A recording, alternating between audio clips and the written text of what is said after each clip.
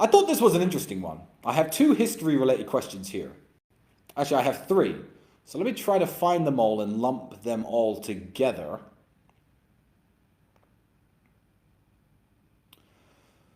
Johannes, R.I.P. Johan, said on Twitter, what are your thoughts on history? Do you care about the history of the world, like World War I and World War II, etc.? Do you think that learning history is important? Or don't you give a fuck about it? I actually, in my spare time, for entertainment, read history books. I love history documentaries. I don't know how many books on history I've read. I know world history better than a lot of people who are educated in world history. It's one of my main passions. So I'm going to move from that question onto, if you could go back in any period of history, which one would you choose to visit and why? And that is a question from Petrucci999 on Twitter. I have 2 answers to that question. My answers are as follows. It depends on what go back in time means. If I could go back in time for a few days and I had to blend in, be a member of the public, not get killed, that answer is very different from what I would do if I could just go back in time in an invisible ship and fly around and watch what was happening. So I'm going to answer the invisible ship question first.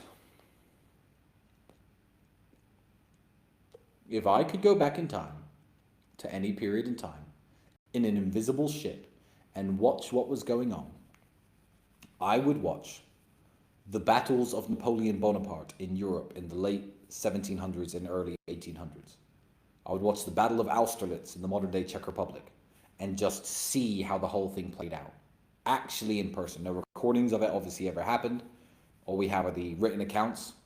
I would just love to see that. I think that would be an experience like no other. If I had to blend in, though, I wouldn't go back to the Battle of Austerlitz because people wouldn't know what fucking language. The people would think, no, I'm a spy or a traitor from England. Probably speaking some weird dialect because I don't speak like people did back in the 1800s. And I would probably be shot on the spot. And if I wasn't shot on the spot, I wouldn't want to fight for either the French or the Russian army because that would just suck. So if I had to blend in, what I would do is I would go back to the opening of the Colosseum in ancient Rome, dressed like a normal Roman citizen or villager, and get my way into the Colosseum and watch the gladiatorial games in silence. I believe that I could do that without getting murdered, hopefully. And I think that watching the gladiatorial games would be an experience, again, unlike no other. Fighters, boxers, I've been to all sorts of events. It's the modern day combat sport. But yeah, that was really brutal and ruthless. And I think most men, if you're honest, you'd like to see that. You wouldn't like it to happen today because I wouldn't want anyone pitted against another man in, mortal combat for somebody's entertainment. I think that would be immoral. But the fact that it happened anyway in the past, if I could go back and actually watch it and view it myself, I would watch it. I guess the closest thing that exists today is bullfighting in Spain. In fact, bullfighting in Spain, if you didn't know, is actually a hangover from the Roman Empire. It's not something that's uniquely Spanish. It's a hangover from the days of the Roman Empire when people used to fight beasts. And that's why you still have bullfighting in Spain today. Would I go and watch that? Not really. I kind of feel sorry for the bulls. I feel like at least make it fair. Give the bulls an opportunity to kill the matador and actually win. That would be more interesting. But yeah, I'd go back to ancient Rome and watch the gladiatorial games and the gladiatorial combat. I think that would be amazing.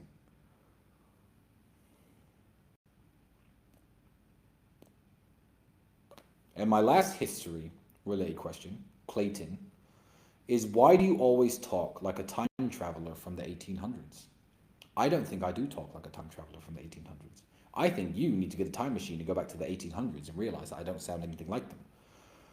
But maybe I am a time traveler from the 1800s. Maybe that's why I'm building a vampire castle. Maybe I am the living incarnate of Vlad Tepes Dracula, and I'm building a castle to reestablish the kingdom of Transylvania to its former glory, and I'm going to go to London and start terrorizing people and biting them, etc., etc. But no, that's definitely not the case.